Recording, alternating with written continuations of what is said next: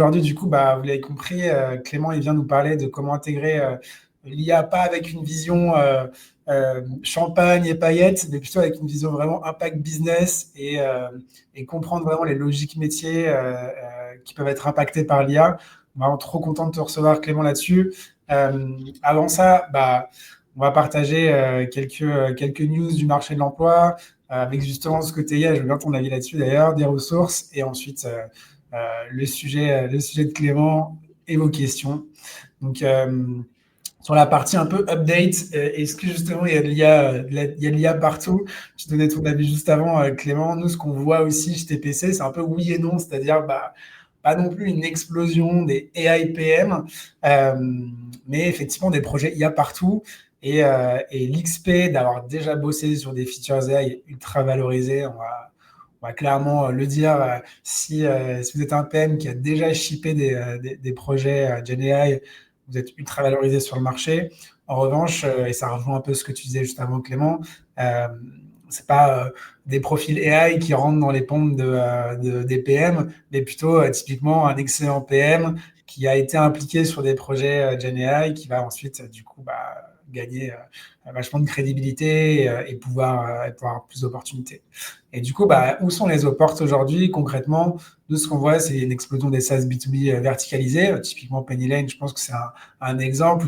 Vous avez attaqué tout d'abord la cible des experts comptables et vous avez vraiment verticalisé tous leurs usages et proposé une solution hyper canon. Je pense qu'il y a beaucoup de boîtes qui vous suivent dans cette dynamique-là sur vraiment des personas extrêmement différents. Ça peut être les installateurs de climatisation, les menuiseries, les gros industriels, vraiment voilà, tous les SaaS B2B, mais vraiment centrés sur un utilisateur et puis lui offrir vraiment l'entièreté des features dont il a besoin pour gérer son business. Donc ça, une expertise sur un SaaS B2B ou une cible de marché, ça peut être quelque chose qui va vous valoriser vachement pour travailler dans ce type de SaaS. Ensuite, Stage qui démarre dans l'IA et en dehors.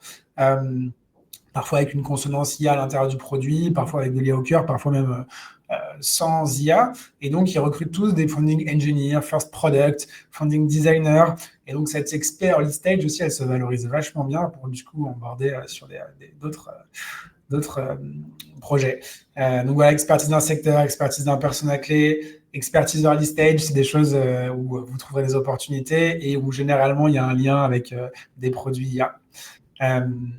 Je vous laisse un accès à nos ressources aussi ici, si vous les avez jamais téléchargées. Je crois que Juliette va vous mettre le lien là dans le chat. Mais en gros, on a pas mal de ressources qui parlent justement d'IA, notamment des use cases, où vous avez des petites startups et des scale-up qui vous partagent vraiment comment ils ont bâti et implémenté de l'IA dans leurs produits. Vous avez tout ce qui est études de cas pour vous préparer sur des entretiens. On avait d'ailleurs fait des études de cas en live avec Alan, où partager comment il simulait, enfin, on avait fait une simulation d'entretien d'embauche où justement tu pouvais utiliser ChatGPT et te servir même de tout ce que tu voulais pour répondre aux questions. C'était assez fun, vous pouvez le retrouver sur notre page YouTube. Voilà, n'hésitez pas à le scorer. Et pour info, du coup, on a relancé les sessions de recrutement là, de la rentrée. Donc, il y a pas mal de boîtes qui recrutent avec TPC en ce moment. Ça rejoint en termes de job ce qu'on vient de se dire juste avant, honnêtement. Si vous êtes assez senior, que vous avez une bonne connaissance d'un secteur ou que voilà, vous avez fait de l'early stage, clairement, je pense qu'on peut vous aider à trouver un rôle. Et il y a pas mal de ces jobs en tech, product, design et data qui sont off-market. Donc, c'est des choses que vous ne trouverez pas forcément sur les job boards. Et, les boîtes nous font confiance pour leur trouver vraiment justement ces profils qui restent rares sur le marché. Si ça vous intéresse, du coup, pour postuler et matcher, vous nous remontez vos critères et on vous envoie les opportunités qui matchent avec les critères que vous avez mis. Il suffit de scanner le QR code juste là et vous pourrez matcher avec ces boîtes. Voilà, on s'approche des 500 personnes, donc tu as une petite salle de concert pour toi, Clément. J'espère que tu es chaud, mais il me semble que oui, donc on va passer tout de suite à ton talk. Et puis n'hésitez pas à balancer les questions que vous avez pendant le talk de Clément sur le chat, et je vais essayer de faire de mon mieux pour un peu thématiser tout ça et se faire un super Q&A dans la foulée. Il y a Trop Jean bien. qui dit Go Clément sur YouTube. C'est parti, on te lâche le mic et tu peux y aller. Très bien. Bah, du coup, je vais vous parler de un peu la genèse de ce qu'on a construit chez Pennyline sur la partie IA. Un peu l'objectif, c'est tous les apprentissages qu'on a eus, là où on s'est un peu cassé la gueule, comment on a fait pour, essayer de rebondir, trouver des solutions et au final, ce qu'on a essayé de faire, où on a plutôt une approche, où on essaye de dire plutôt pragmatique. On n'est pas en train d'essayer de changer tout le core business de Penny Lane et de mettre de la AI partout. On est plutôt en train de se dire: on continue notre ligne directrice qui est comment on va résoudre le problème de nos utilisateurs et où sont les parties où on peut mettre un peu d'AI, même si c'est une sous-partie d'un grand problème qui permet quand même de faire gagner du temps, de faire gagner de la valeur pour ses utilisateurs. Et du coup, pour vous parler un tout petit peu de Penny Lane, c'est que aujourd'hui, Penny Lane, c'est un produit qui s'adresse à deux cibles. On a des experts comptables qui font un travail d'expert comptable, c'est-à-dire qu'ils vont valider les comptes des entreprises, ils vont réconcilier des écritures avec des factures, etc. Et ils vont aussi apporter du conseil aux dirigeants des entreprises. Donc, comme tu le disais, Mathias, ça peut être n'importe quel type d'entreprise, un plombier, un fleuriste, n'importe quoi. Donc, c'est vraiment le corps, le tissu français économique. Et du coup, il y a un peu plus de 500 000 dossiers. Dossiers, c'est des entreprises, du coup, qui sont sur Penny Lane et qui vont faire leur facturation sur Penny Lane. Aujourd'hui, on a un peu plus de 800, donc ça commence à grandir. Et comme je le disais, on a eu un peu plus de 97 nouveaux en septembre, donc ça commence à aller assez vite. Et on a beaucoup de ces personnes qui sont sur la partie tech et produit, qui est notre investissement principal. On a toujours voulu que ce soit notre produit qui vende plutôt que ce soit nos sales qui vendent et qui aillent directement en outbound. Et pour vous donner une idée, la plupart de notre acquisition, justement, est de l'inbound, qui fait que c'est vraiment notre produit qui vend plutôt que uniquement nos sales. Évidemment, il contribue énormément. Pour vous donner une vision sur la partie Gen AI, justement, sur la partie Gen AI, aujourd'hui, on a un peu plus de 15 000 utilisateurs qui utilisent des fonctionnalités Gen AI au quotidien. Donc ça, c'est nos stats qui remontent sur nos dashboards. Et on a un peu plus de 10 use cases en production. Donc là, l'idée, c'est que je vais vous les présenter un peu un par un avec la genèse de comment on les a identifiés, pourquoi ces use cases et pas d'autres. Et en fait, essayer de voir quelles questions on a essayé de répondre pour en arriver là et les problématiques qu'on a rencontrées. Je veux commencer un peu par une quote qui dit que si tout ce que vous avez est un marteau, évidemment que tout ressemble à un clou. Et je pense que c'est un peu la première erreur à ne pas faire, c'est de se dire que la Gen AI, c'est une technologie incroyable qui va résoudre tous nos problèmes et du coup d'essayer de remplacer et de résoudre nos problèmes uniquement par de la Gen AI. Je pense qu'aujourd'hui, la Gen AI, elle a beaucoup d'utilité ou l'intelligence artificielle, beaucoup d'utilité, mais elle ne peut pas encore répondre ou résoudre les problèmes les plus profonds de vos utilisateurs. Et donc, on va essayer de voir où est-ce qu'on va la mettre et la saupoudrer plutôt que d'aller juste taper des grands coups avec un marteau. Euh, du coup, pour ça, pour vous redonner un peu la genèse, quand on a commencé il y a 1 an et demi, et 1 an et demi, on nous a un peu lancé dans le vide. On a notre CEO Arthur qui nous a dit avec une collègue lancer la Gen AI chez Penny Lane. Je ne sais pas trop ce que ça veut dire, mais je compte sur vous pour me dire qu'est-ce que ça veut dire la Gen AI dans la comptabilité. Et donc, ce qu'on avait, c'était un peu le problème qui remonte aujourd'hui ou que je vois le plus sur LinkedIn, c'est quels sont les use cases Gen AI? Parce qu'en fait, il y a un peu tout le monde qui en parle, mais au final, qu'est-ce qui est vraiment intégré dans les produits? Et donc, pour ça, on s'est reposé les questions vraiment produits, pas des questions AI, mais vraiment, c'est quoi les problèmes principaux métiers qu'aujourd'hui le logiciel essaye de répondre et essaye d'apporter à nos clients. Et en gros, c'est quoi le résultat final qu'ils aimeraient avoir. Donc, plutôt se baser sur c'est quoi l'output que le client voudrait, plutôt que les étapes intermédiaires. Donc, on vraiment se dit, c'est ça l'objectif. Et maintenant, pour arriver à cet objectif, c'est quoi les différentes étapes que nous, on peut imaginer qui arrivent à cette même finalité? Et souvent, pour un comptable, de notre côté, c'est hyper normé parce qu'il faut qu'il y ait un résultat qu'ils puissent présenter à l'État et mettre leur tampon pour dire c'est certifié qu'il n'y a pas d'erreur dans les finances des entreprises que j'envoie à l'État. Et donc, c'est ça la finalité. Et entre-temps, il y a plein d'étapes. Et donc, on a essayé de faire un énorme mapping, en fait, de c'est quoi le métier d'un comptable, c'est quoi les travaux qu'ils font et les finalités de chaque travaux. Et du coup, pour ça, on découpe et on se rend compte que, par exemple, il y a un processus de révision, admettons. La révision, c'est une période qui dure de janvier à mai, donc ça dure 5 mois pour tous les comptables, sur lequel tout ce qu'ils font, c'est vérifier que toutes les transactions de l'année passée sont conformes et il n'y a pas de problème dans les comptes et donc qu'il y ait bien les bons montants, les bons chiffres, qu'il y ait bien tous les justificatifs pour envoyer un résultat clean à l'État. Et ça prend du coup à peu près 5 mois à tous les cabinets d'expertise comptable pour traiter tous les dossiers qu'ils ont. Donc il y a énormément de temps qui est passé là-dedans et du coup, sur chaque étape, nous, on a décomposé c'est quoi la révision. Donc on prend vraiment la partie principale, on décompose, il y a la révision. Dans la révision, c'est quoi les différentes étapes qui composent cette révision. Dans la révision, il y a par exemple toute une liste de choses à vérifier. Donc, c'est ce qu'on appelle des diligences. Et sur ça, chaque comptable va expliquer ce qu'il faut vérifier. Ensuite, il va manuellement aller regarder l'info qu'on lui a demandé de vérifier dans la liste. Donc, vraiment, on décompose et au fur et à mesure, on se dit, bah, c'est cool parce que cette partie d'aller vérifier une information dans l'application. Et en fait, cette information, cette liste, elle dépend du cabinet d'expertise comptable. Ce n'est pas une liste normée par l'État, etc. C'est chaque cabinet écrit sa liste un peu à sa façon, dépend de l'entreprise sur laquelle elle est en train de regarder. Donc, il y a tout un côté incertitude qui n'est pas de l'information structurée. Et donc là, on se dit, bah, quelles étapes peuvent bénéficier de l'intelligence artificielle? Bah, là, il y a cette étape de normaliser le cahier des charges, la liste de choses à faire, et en face, d'essayer de matcher avec les outils qu'on a déjà dans l'application. Parce qu'aujourd'hui, c'est facile d'aller consulter sur PennyLane combien d'argent il y a dans un compte. Ce bout de code existe déjà quelque part dans l'application. Donc en fait, on peut se dire, on a réussi à normer et de dire, voilà ce qu'il faut aller regarder. On a en face le bout de code qui est déjà capable d'aller récupérer cette information. Et bah, du coup, on a la GenAI au milieu qui va être capable d'aller faire la réconciliation et de dire au comptable, bah, écoute, sur cette diligence, sur cette liste, je vais pouvoir te réconcilier.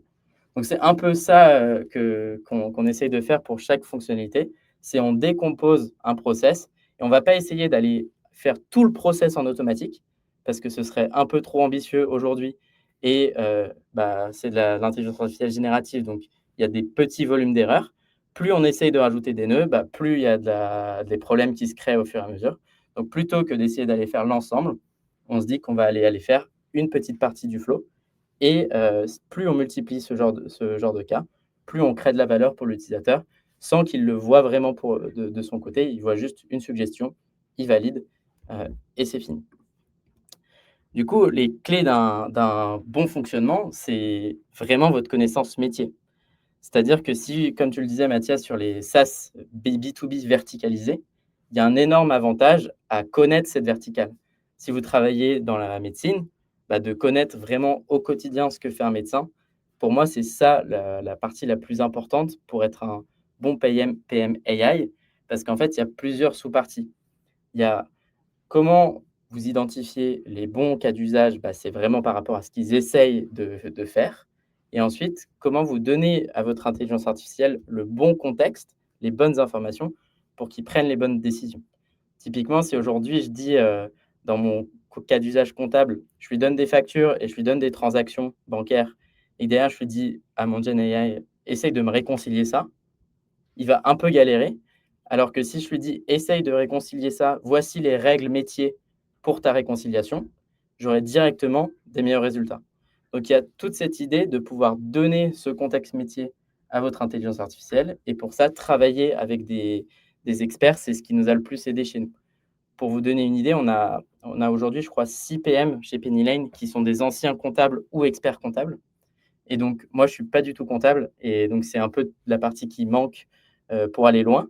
Bah, évidemment que du coup, j'ai pris beaucoup de temps avec eux et je les remercie d'ailleurs de m'avoir supporté, aussi longtemps pour qu'ils m'expliquent, pour qu'ils m'aident à construire ces contextes qui font qu'aujourd'hui, c'est vraiment des comptables ou des experts comptables qui ont créé ces contextes, ces règles métiers pour ensuite pouvoir, aller plus loin. Et ensuite, justement, c'est ce que je vous disais, sur mon exemple avec, le cahier des charges au niveau de la révision. En fait, la plupart des choses, c'est il faut que la Gen AI, ce soit un peu la cherry on the cake. C'est si votre cake, il est pas bon, il est pas goûtu, vous pouvez rajouter une cerise, ça rendra pas votre gâteau meilleur, il sera pas bon. Donc il faut vraiment travailler sur la partie fondamentale et c'est ce que je dis sur fonctionnalité produit déterministe.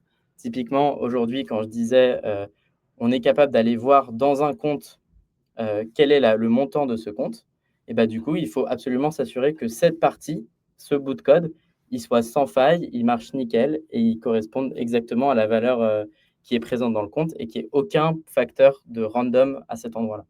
Et par-dessus, la GenAI, qu'est-ce qu'elle fait? Elle fait juste un espèce de routeur intelligent pour dire, par rapport à la tâche qu'on m'a demandé, bah, moi, je vais router vers la bonne partie de code, le bon endroit qui est du coup de l'intelligence déterministe pour donner la réponse à mon utilisateur. Et donc, c'est comme ça qu'on limite à fond, la partie hallucination, qu'on a des bons résultats. Je ne vais pas passer plus de temps, là-dessus. Je vais surtout vous montrer, ce qui vous intéresse, je pense, c'est, quels sont des use cases user facing chez PennyLane. Je vais pas aller sur tous, je vais vous en présenter plus en détail, après. Je vais aller sur quelques-uns pour vous montrer justement que c'est plutôt des choses qui sont assez nichées dans le produit et qui sont pas, essayer de révolutionner l'ensemble. Si je prends le 1er exemple de mapping intelligent des headers pour les imports. Aujourd'hui, il faut comprendre qu'un expert comptable, quand il arrive sur PennyLane, il a des dossiers et ces dossiers-là, bah, ils ont souvent un historique de transactions, du passé. Donc quand ils doivent arriver sur PennyLane, il y a beaucoup d'imports de données qui va être nécessaire d'être fait pour qu'ils puissent commencer à travailler sur notre logiciel. Et donc cette partie import, elle est quand même assez critique parce que si on la loupe, bah, on loupe notre activation côté, produit et en fait, l'expert comptable, il va plus vouloir mettre plus de dossiers plus tard parce qu'il aura galéré à mettre ses premiers dossiers. En gros, typiquement, ce qui se passe au global, c'est qu'ils essayent de mettre un ou 2 dossiers sur PennyLane, ils testent et s'ils sont satisfaits, ils mettent l'ensemble des dossiers de leur cabinet, au fur et à mesure. Donc cette expérience d'import, elle est cruciale parce que c'est un des premiers prismes qu'a l'expertise comptable avec notre produit.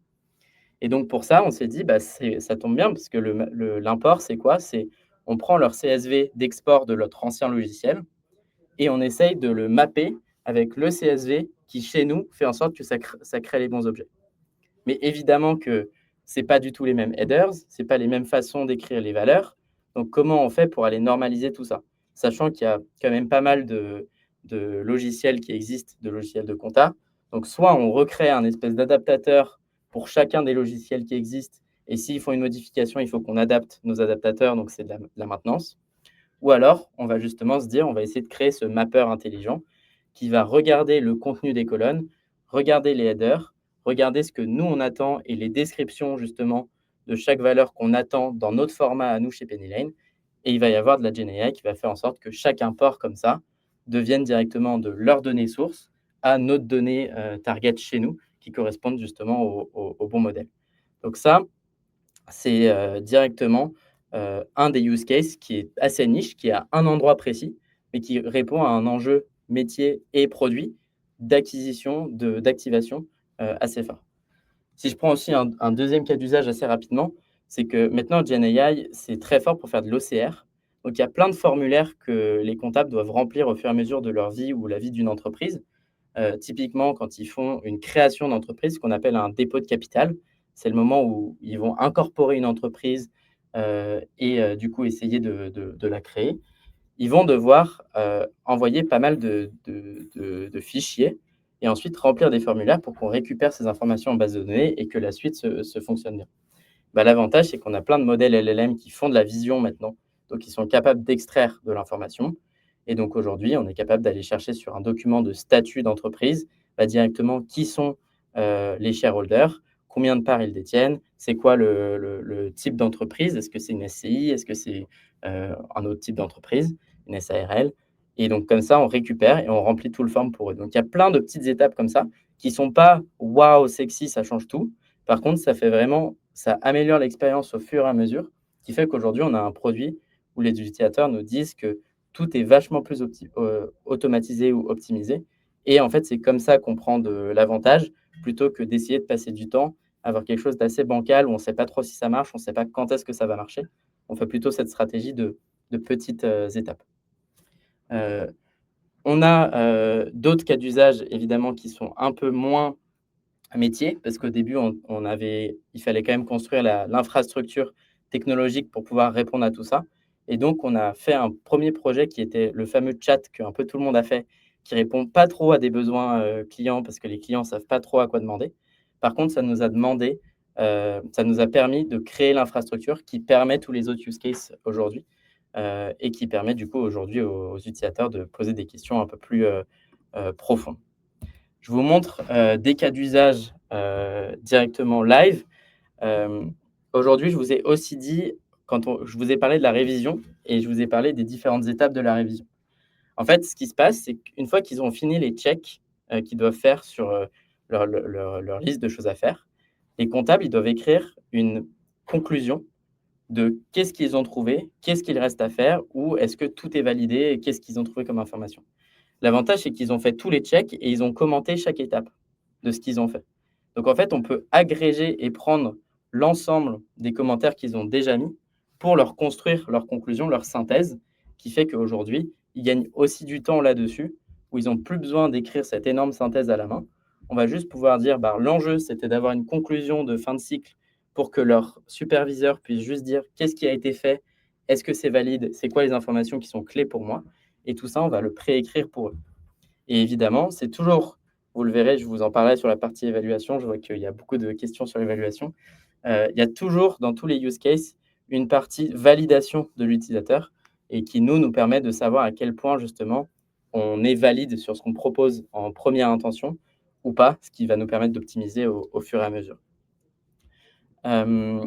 Si je vous prends un autre cas d'usage, donc aussi hyper facile, qui est des suggestions.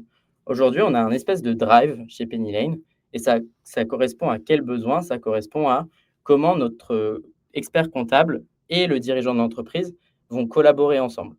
Aujourd'hui, vu que les deux personas sont sur la même plateforme, l'avantage, c'est que si l'un envoie un document, l'autre le récupère direct et le voit sur la même application. Et donc, ils ont un espèce de drive commun qui leur permet de collaborer et d'envoyer les fichiers que l'expert comptable demande. Typiquement, il y a eu un PV d'AG, il y a eu des échéances, des documents légaux que le comptable a besoin de récupérer pour ensuite faire sa déclaration fiscale. Il va le demander à l'utilisateur directement dans l'application. L'utilisateur va pouvoir l'ajouter au drive. Et nous, ce qu'on va faire, c'est que quand c'est un document où on ne sait pas trop ce que c'est, donc évidemment, si on sait que c'est un document fiscal pour la déclaration, on va directement le ranger au bon endroit parce qu'on sait exactement ce qu'il faisait. Mais si c'est un document où aujourd'hui, il l'a juste uploadé en le drag and dropant dans le drive, on va pouvoir lui suggérer en automatique, bah, en fait, par rapport à tous les fichiers que tu as déjà dans ton drive, l'arborescence des dossiers que tu as, voici l'endroit où on te suggère de le ranger. Et aujourd'hui, il n'y a que l'expert comptable qui peut valider ce rangement, parce que c'est l'expert comptable qui est organisé souvent. Les dirigeants d'entreprise ne sont pas très organisés en général. Je ne sais pas s'il y a des dirigeants ici, mais je suis sûr que vous êtes organisés. Ce qui permet à l'expert comptable de savoir et d'avoir toujours la main et de savoir où retrouver ses fichiers. Et donc là, nous, on se base là-dessus pour pouvoir lui dire, voilà directement tous les fichiers que tu as à ranger. On t'a déjà proposé des suggestions. Tu peux déjà les valider une par une ou tout d'un coup, ce qui permet de te faire gagner énormément de temps plutôt que d'aller cliquer sur chacun. C'est de trouver le bon endroit dans l'arborescence, te souvenir de l'arborescence. Et on a un peu plus de 90% de réussite sur ce genre de suggestions ici. Donc, c'est des bons résultats. C'est quelque chose typiquement qu'ici, on aurait pu faire. C'est un point intéressant avec du machine learning traditionnel, parce que c'est un problème de classification. Et nous, on a quand même choisi de mettre une partie GenAI ou plus de recherche, parce qu'en fait, c'est déjà généraliste. Donc, on n'a pas besoin d'aller réentraîner un modèle. Et on s'est dit que le coût de développement d'avoir un modèle ML un peu plus spécialisé là-dessus versus quelque chose de générique qui marche et on pourra optimiser plus tard. On s'est dit qu'on fait ce choix de rapidité et d'implémentation pour pouvoir voir justement à quel point on a des bons résultats, voir du coup l'adoption de cette feature pour savoir si oui ou non, on allait ensuite investir plus de ressources là-dedans. Et donc, c'est aussi un moteur d'expérimentation et de se dire, est-ce que oui ou non, on y va plus loin? Est-ce qu'il y a de l'appétence pour cette fonctionnalité en ayant quelque chose d'assez générique et pas optimisé au maximum. Je vous présente un autre cas d'usage, celui-là un peu plus complexe et qui est justement qui est un bon cas d'école. C'est aujourd'hui un cas d'usage qui n'a pas beaucoup d'adoption chez nous parce que justement, il se présente pour des utilisateurs beaucoup plus expérimentés. Aujourd'hui, notre cible, c'est des experts comptables ou des comptables avec une moyenne d'âge de 45-50 ans qui sont plutôt encore habitués au papier et à des boîtes à chaussures remplies de tickets resto, enfin de tickets qu'on a à la fin du restaurant. Et donc d'aller créer des agents eux-mêmes, c'est pas quelque chose qui leur parle beaucoup. Je pense qu'ici, on a une audience plutôt technique, donc on sait ce que ça veut dire de créer un agent, mais les comptables, pas trop. Mais du coup, on a créé cette fonctionnalité pour un peu nos power users, mais qui correspondent en fait à un très faible pourcentage de nos utilisateurs. L'avantage, c'est que nous, ça permet d'expérimenter et d'aller beaucoup plus loin sur ce qu'on peut faire en termes d'infrastructure et ensuite aller pouvoir impacter les cas d'usage métiers. Et donc, on se sert un peu de la partie agent ou chat comme notre moteur pour créer les bonnes briques qui ensuite vont nous permettre d'aller beaucoup plus loin sur les use cases métiers. Et comme je vous le disais, bon là, je ne vais pas vous faire lire tout le prompt parce qu'il est un peu violent, mais c'est vraiment la connaissance métier qui va permettre de créer des agents, qui ont du sens.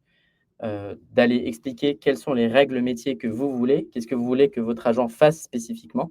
Donc là, l'exemple, c'est vraiment de dire que c'est un agent qui, potentiellement, tous les lundis matins, va regarder les dossiers du cabinet qui ont un problème de trésorerie actuellement. Et en fait, le comptable, du coup, va envoyer un mail en automatique. L'agent va envoyer un mail en automatique à ces dossiers pour pouvoir leur dire: «Est-ce que vous voulez prendre un rendez-vous d'une heure avec nous pour qu'on vous aide et trouver des solutions pour optimiser votre trésorerie?»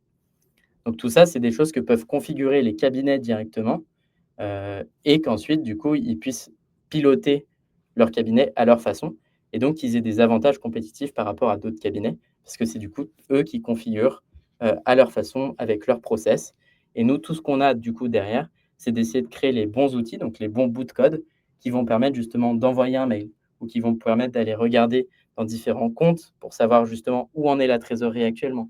Qu'est-ce qui pèse dans la trésorerie? Donc c'est vraiment essayer de créer les bonnes sources de données avec la bonne connaissance métier pour que l'agent puisse dire: «Je regarde ça, puis je regarde ça, puis je regarde ça et enfin j'envoie mon email». Donc voilà, il y a cette partie-là qui est un peu plus complexe, mais qui existe aussi aujourd'hui. Par contre, à garder en tête que c'est pas la partie où il y a beaucoup d'adoption. Pour vous donner une idée, on a sorti cette feature il y a 1 mois, je crois et aujourd'hui, on a eu moins de 1000 agents qui ont été créés. Sachant que, comme je vous le disais, sur l'ensemble, on a un peu plus de 15 000 utilisateurs actifs sur les features GenAI. Donc c'est plutôt une toute petite feature, celle-là. Et on n'a pas, on essaye de développer ça, mais ça nous permet surtout de créer, l'infrastructure pour d'autres use cases métiers plus profonds. Hem, je veux faire une petite distinction entre agent et workflow, parce qu'en fait, la plupart des choses que je vous ai montrées avant, c'est, des workflows. En fait, tout ce qui est sur la gauche, c'est des workflows et tout ce qui est sur la droite, c'est des agents. Et en fait, on se rend compte que la plupart des choses qui sont vraiment métiers et vraiment dans les actions du quotidien, ça va être vachement plus, des workflows. Et du coup, qu'est-ce que j'entends par workflow versus agent? Un workflow, c'est une liste d'étapes prédéfinies qui correspond à un processus métier. Donc, vous pouvez prendre votre chaîne de valeur de qu'est-ce que votre utilisateur est en train d'essayer de faire et de rajouter votre petite brique ou votre petite chaîne à l'intérieur de ce workflow. Et en fait, là-dedans, vous n'avez pas besoin d'un agent qui va essayer de définir qu'est-ce qu'il faut faire ou qu'est-ce qu'il veut faire. Parce qu'en fait, la plupart des choses, c'est étape 1, puis étape 2, puis étape 3, fin, résultat. Et donc là-dessus, vous n'avez pas besoin de rajouter de l'incertitude. Vous pouvez juste recréer cette même chaîne de valeur, étape 1, étape 2, étape 3, et du coup, recréer juste de dire, bah, ma première étape, c'est mon client qui importe son CSV. Ma deuxième étape, là, c'est mon LLM qui va suggérer les bons headers à mon client. Mon client, il valide. Et ensuite, derrière, je reprends mon étape où il importe et l'import se fait en automatique. Donc, c'est vraiment juste de se dire, je sais exactement mapper mon flow et la plupart des choses, j'ai besoin d'un workflow. Là où l'agent, il est important, c'est quand il y a une prise de décision et que du coup, on ne sait pas exactement quel flow il faut faire. Si je vous reprends l'exemple de mes diligences, donc de mon cahier des charges, ma liste de choses à faire pour la révision, bah, comme je vous l'ai dit, c'est c'est pas normé. Donc en fait, j'ai besoin de quelqu'un, j'aurai jamais la même phrase, d'un expertise comptable à l'autre. Donc j'aurais besoin d'un agent qui va dire: «En fait, quand il y a marqué: "Regardez tout ce qu'il y a dans les comptes 621, et analyser telle chose", de savoir qu'il doit appeler l'outil de compte 621, alors que l'autre, s'il y a marqué: «Vérifier que le document, légal de l'année dernière existe», bah, il va falloir qu'il appelle un autre outil. Donc là, j'ai besoin d'un agent où c'est pas exactement la même suite d'étapes qu'il va devoir faire en fonction de l'entrée qui arrive. Et donc, c'est là un peu la distinction entre workflow et agent. Il faut savoir que toute la partie agent, quand on réfléchit vraiment fort, c'est très rare les use cases qu'on trouve qui ont beaucoup de valeur ajoutée, parce que pour l'avoir, il vous faut de la donnée qui n'est pas normalisée en entrée, du coup, que vous ayez du coup tous les bons outils qui correspondent à l'infinité d'inputs que vous pouvez avoir. Et donc, en fait, il y a beaucoup, c'est là où se crée la déception souvent dans les produits, parce que les utilisateurs, on leur vend un monde où tout est fait en automatique, et souvent, le produit n'a pas assez d'outils pour correspondre à l'ensemble des requêtes de l'utilisateur, ce qui fait qu'il y a cet aspect un peu déceptif. Donc, c'est pour ça que je disais, pour moi, la partie la plus intéressante de la partie GenAI, c'est est-ce que vous avez les bonnes sources de données ou les bonnes actions qui sont disponibles pour vos agents, plutôt que est-ce que mon orchestration est bonne, est-ce que j'ai la meilleure optimisation de mon RAG, etc. C'est beaucoup moins important que est-ce que j'ai les bonnes sources de données, est-ce que j'ai les bonnes actions qui correspondent aux besoins de mes utilisateurs. Donc voilà, je vous ai montré, comme je vous l'ai dit, on a vachement plus de cas d'usage workflow que des cas d'usage agents. Si vous avez des questions, je pourrais reprendre un peu plus là-dessus.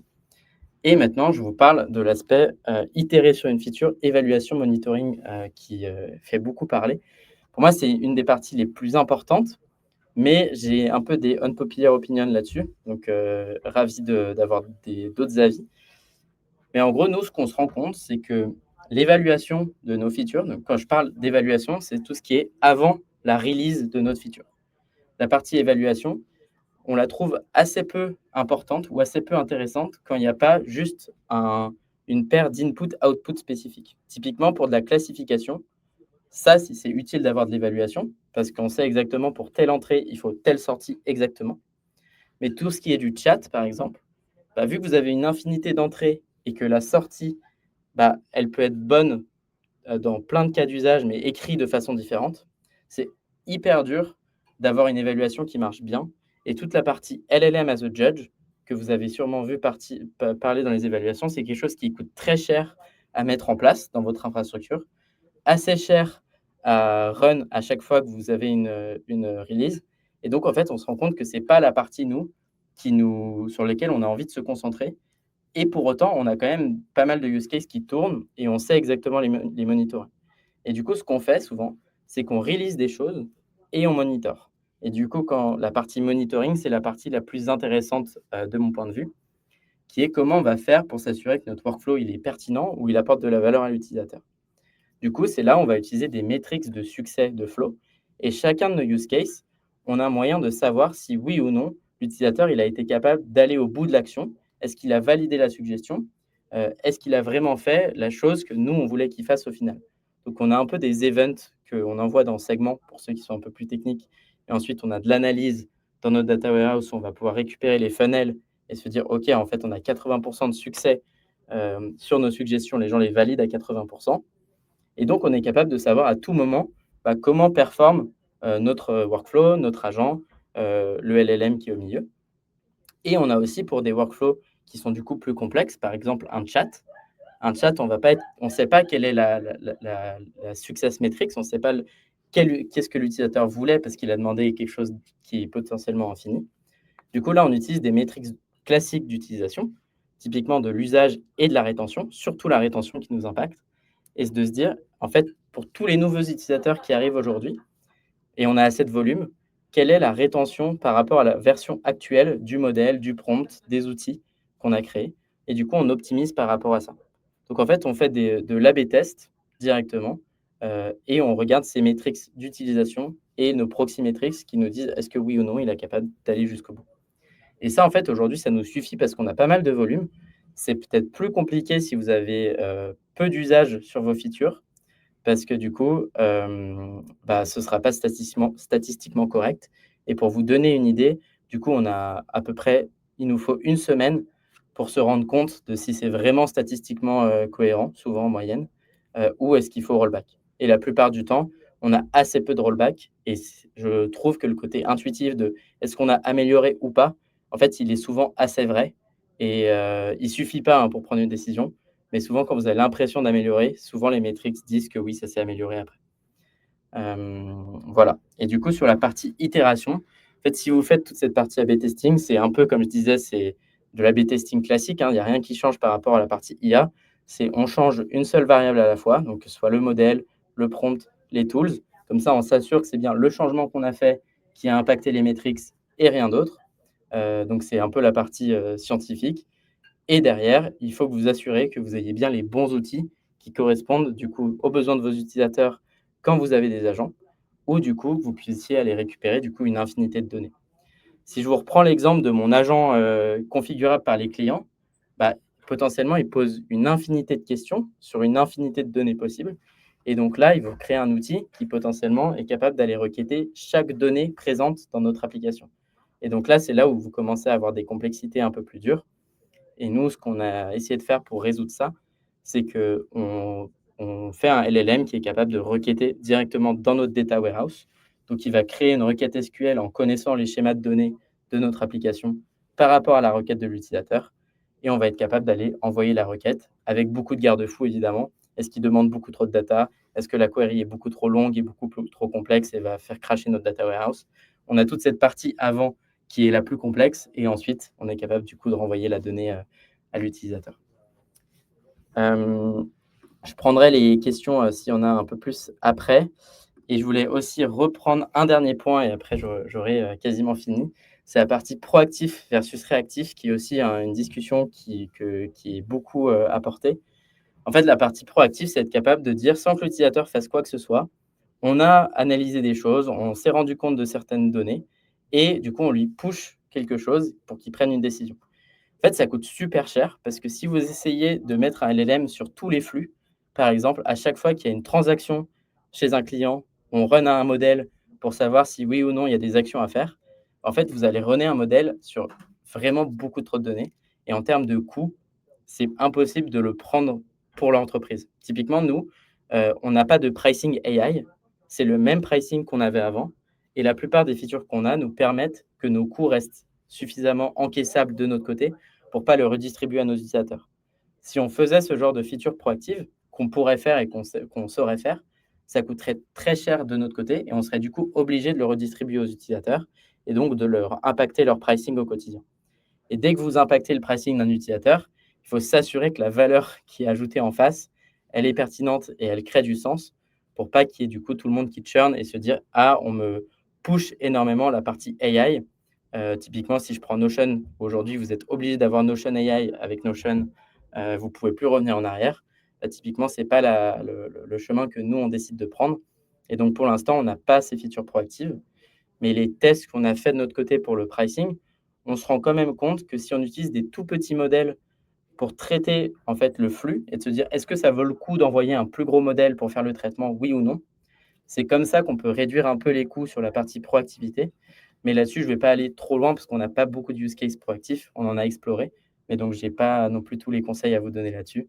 On a surtout des workflows réactifs et qui aujourd'hui nous permettent déjà de répondre et d'apporter pas mal de valeur. Voilà, donc nos erreurs principales, qu'on a fait au début et qui récapent un peu tout ce que je vous ai dit. Essayez de tout automatiser, de prendre le flux entier de travail de votre utilisateur et d'essayer de se dire: «On va tout remplacer». Je pense qu'il faut vraiment commencer par les petites étapes et au fur et à mesure grandir, plutôt que d'essayer de tout faire d'un coup. C'est là où on s'est un peu le plus planté.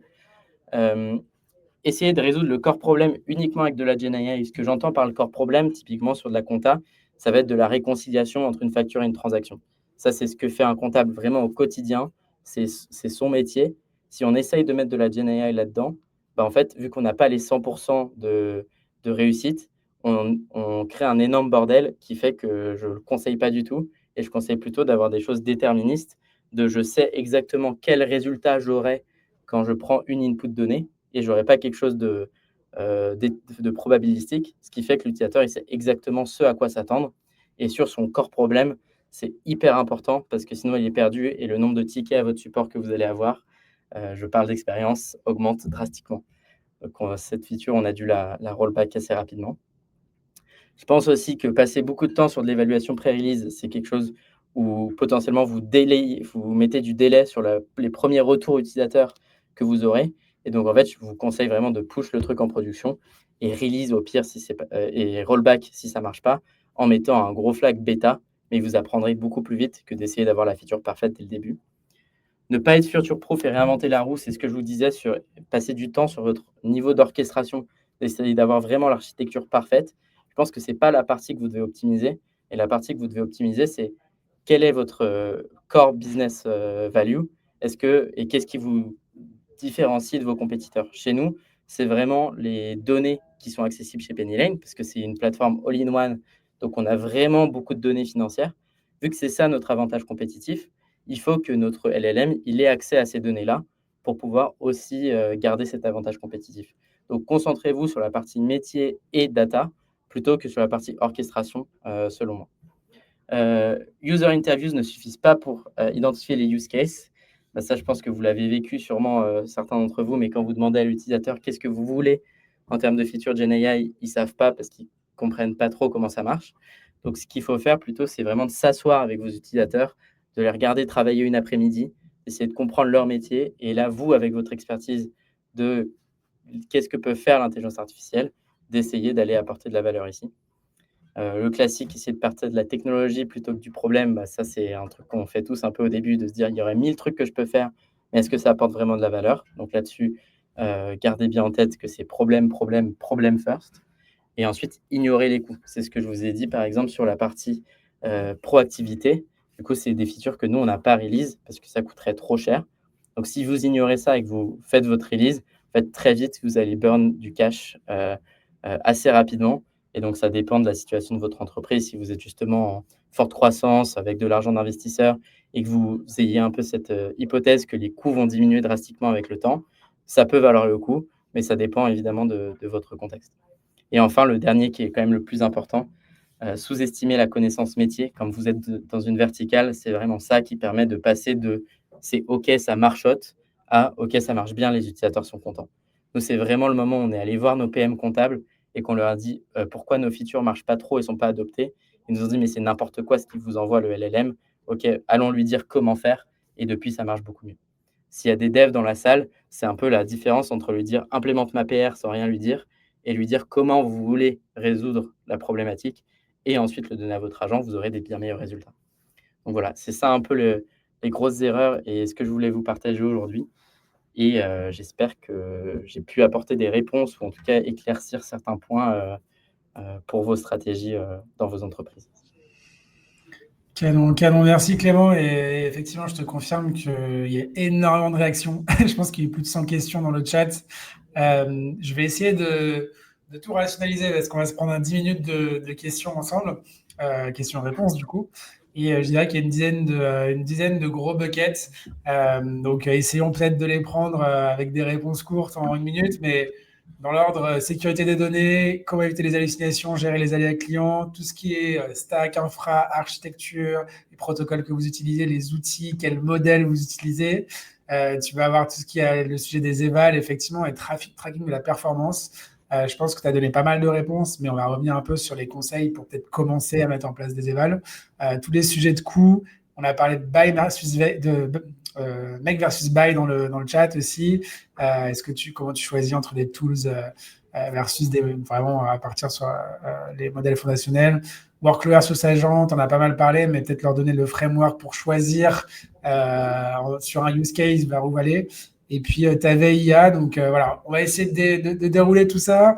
Et puis, bah, vous pourrez regarder effectivement éventuellement les questions qu'on n'aura pas le temps de traiter pour échanger avec Clément en direct sur, tu nous diras où te suivre. Mais je te propose qu'on attaque déjà sur un sujet qui est beaucoup revenu au début, c'est la sécurité des données, compliance avec les AI Act. Qu'est-ce que tu peux nous dire là-dessus vraiment en quelques bullet points, tu vois, pour, par rapport à votre stratégie là-dessus chez Penny Lane, vu que vos données sont sensibles, effectivement, on va pas le nier. Ouais, bah, nos données sont sensibles, on est certifié, ISO 27001, donc on a justement on doit se forcer de garantir à nos utilisateurs que leurs données est protégées et restent avec eux et du coup, pour ça, on travaille en direct avec les cloud providers, donc que ce soit AWS, Azure ou Google Cloud Platform. On utilise les 3 pour avoir nos modèles dessus. Pourquoi les 3? Parce que du coup, ça nous permet d'avoir l'ensemble des modèles IA, que ce soit Anthropic, Gemini, GPT En fait, on peut aller choisir le modèle qui est le plus performant dans notre cas d'usage et du coup d'avoir l'exhaustivité, là où chaque provider ne l'a pas. Et en fait, nous, on garantit que quand on travaille avec le provider, on a les contrats légaux et de sécurité qui valident que oui, on a l'isolation des données, qu'il n'y a pas de réentraînement. Et donc tout ça, c'est des contrats qui sont légaux et signés directement. C'est pas moi qui crée mon compte sur Azure et qui ensuite utilise le modèle. Ça passe quand même par un énorme process de validation de notre côté, qui travaille avec les providers pour s'assurer qu'on a le bon framework. Donc là-dessus, c'est ce qui est fait sur la partie isolation, sécurité. Trop bien, et ça donne beaucoup d'infos sur justement votre stack, l'infrastructure, tout est du coup en cloud. Est-ce que, par exemple, sur le sujet des protocoles, peut-être des outils, euh, vous êtes purement basé sur les modèles fondationnels, ou est-ce que vous utilisez des outils, notamment par exemple pour les évaluations des modèles? Euh, Bah, comme je te le disais, on a fait des tests avec Ragas pour faire de l'évaluation LLM as a judge, etc. On n'a pas été convaincus, du coup, on a un peu mis ça de côté. Et donc, en fait, ce qu'on utilise surtout sur la partie monitoring, comme je disais, c'est on a beaucoup d'events qu'on remonte dans segment. On a une espèce de nomenclature qui nous permet de garantir qu'est-ce qui remonte dans segment. Et ensuite, grâce à ça, on utilise Amplitude qui nous permet de visualiser nos events segments et du coup d'avoir directement nos performances par rapport aux vues qu'on essaye d'avoir par user ID, compagnie ID, etc. Donc on est capable de récupérer vraiment l'info dont on a besoin, de classifier par type d'entreprise, par rôle. Typiquement, on se rend compte qu'un utilisateur qui est sur un plan payant cher et un utilisateur qui est sur un plan pas payant, pas cher, ils n'ont pas les mêmes utilisations. Donc il y a toutes ces choses-là qu'on peut regarder et qu'on peut voir grâce à Amplitude et les event segments qu'on envoie directement depuis notre back-end. Canon, canon.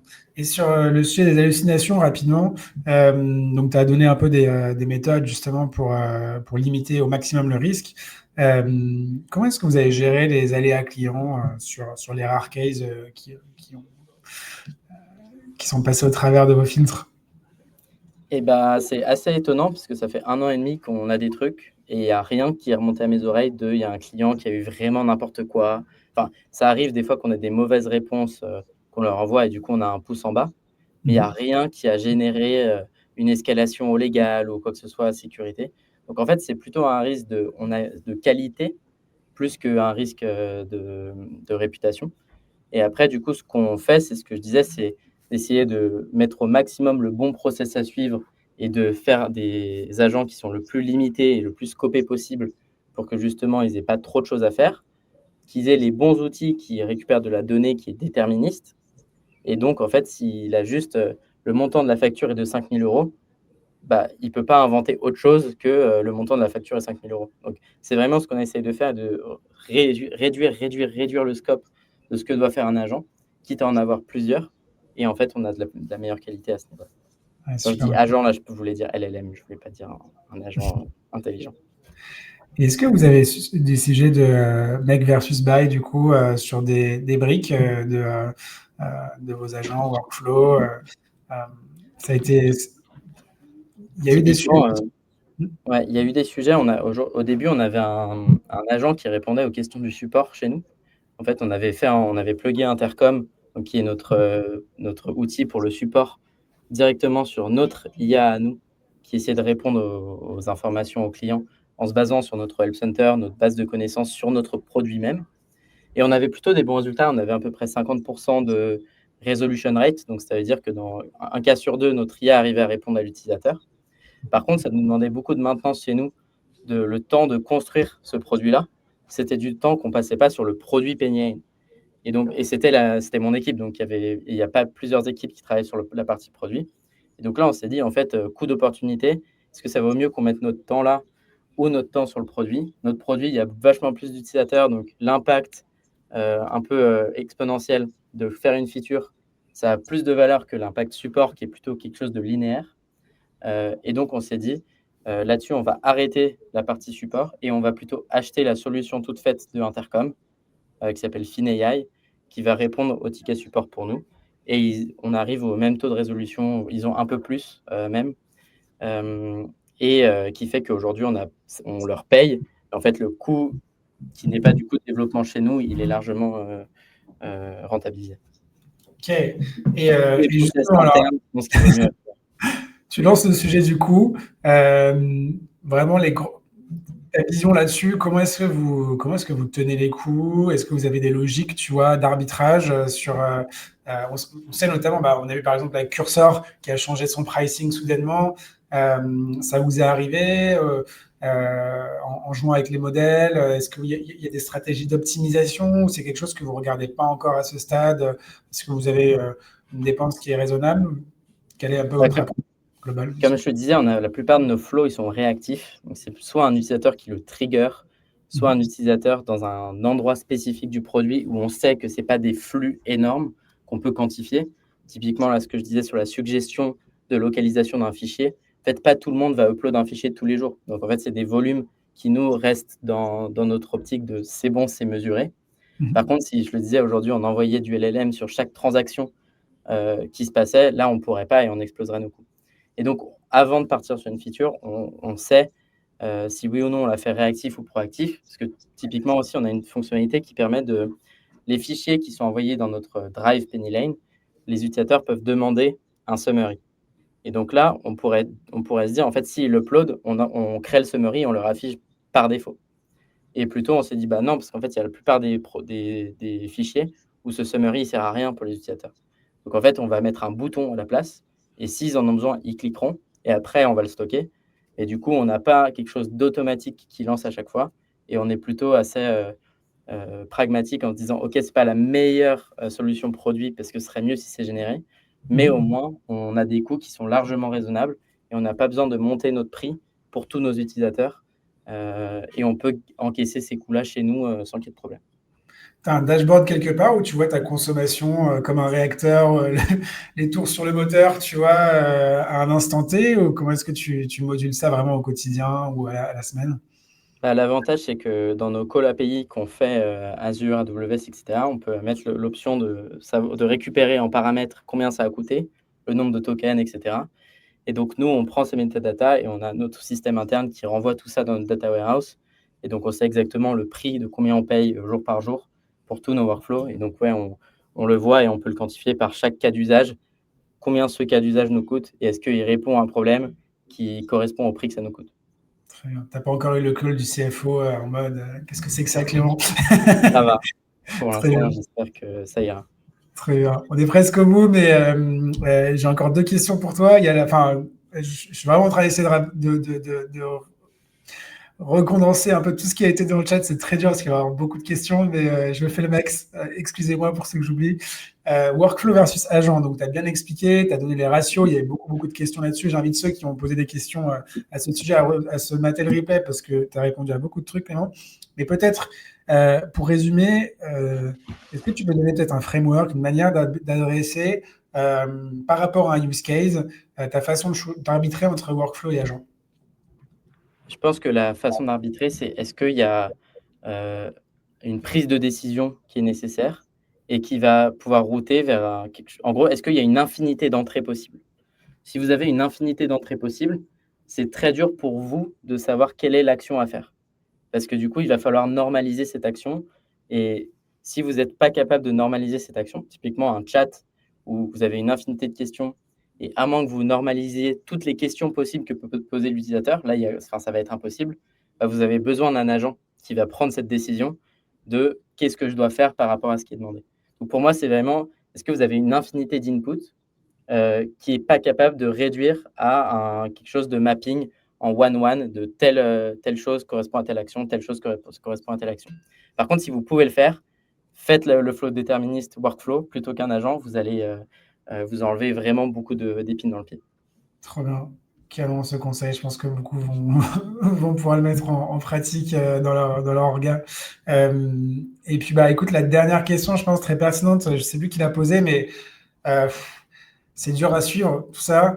Quand tu es dans le build en continu et dans le run, entre le build et le run, avoir une veille efficace sur les sujets AI, les opportunités technologiques, les avancées, c'est compliqué. Toi, comment tu fais? Je pense qu'il ne faut pas avoir le FOMO, de se dire: «Oh, il y a un nouveau modèle qui est sorti, il faut absolument que je teste aujourd'hui». Parce qu'en fait, Je pense qu'on est à un point où on est déjà très bien dans la technologie et les améliorations, elles sont quand même assez légères. Qu'est-ce qui arrive? Il y a pas un énorme truc qui arrive et posez-vous la question, à quelle vitesse vous avez été au courant que ChatGPT est sorti? Très, très vite. Donc en gros, s'il y a un truc qui est très important, vous allez être au courant et sinon le reste, considérez que concentrez-vous sur votre partie produit, vos flows. Même si vous avez le modèle de la génération d'avant, ça résout quand même votre problème. Vous pouvez le mettre dans nous, il y a plein de fois où on avait 2 mois de retard sur le dernier modèle. C'est pas grave, ça répond quand même à la problématique. Donc il y a pas tant d'enjeux et parce que comme je le disais, c'est pas tant l'orchestration qui va vous différencier sur votre produit, c'est plus est-ce que vous avez fait le bon cas d'usage et est-ce que vous avez du coup l'accès aux bonnes data et à ce qui fait votre valeur ajoutée, qui est votre donnée, métier que seul vous avez dans votre logiciel et qu'aucun autre logiciel n'a. Et c'est vraiment cette partie-là qu'il faut optimiser plus que la partie orchestration. Merci Clément, c'était une richesse énorme. Il y a eu beaucoup trop de réactions, mais je pense que les gens étaient hyper intéressés. Tu allé dans le détail sur beaucoup d'aspects, il y a beaucoup de conseils à récupérer. Dites-nous dans le chat, vous êtes encore plus de 350, si vous avez kiffé ce live entre 0 et 5, est-ce que ça vous apporte de la valeur concrète euh, pour avoir un petit feedback et continuer de s'améliorer. Et ouais, merci Clément, en attendant du coup d'avoir des retours dans le chat, où est-ce qu'on peut te suivre? Vous pouvez me suivre sur LinkedIn. Je peux vous envoyer le lien actuellement. Voilà, le voilà. Vous pouvez me suivre sur LinkedIn ici, Trop bien. C'est en train de directement. se perdre au milieu d'une flopée de 5 sur 5. Je peux le renvoyer. Hop. Ouais. Non, bah ouais, carrément. Puis je pense que les gens ont, avec le flyer du webinaire, ils ont son nom. Donc, ouais, c'est bon. Trop cool. Bah, écoutez, merci à tous. C'était génial. Beaucoup de monde. Et je pense que tu auras probablement des coups de fil dans 6 mois, 2 ans, pour te dire que ça kick-off des initiatives sympas dans d'autres organisations. En tout cas, c'est le but de ces lives. J'espère que ça vous aide à tous énormément. Et puis, bah ouais, vraiment, merci Clément d'avoir fait le taf de rationaliser toute cette info et de le partager avec la communauté tech.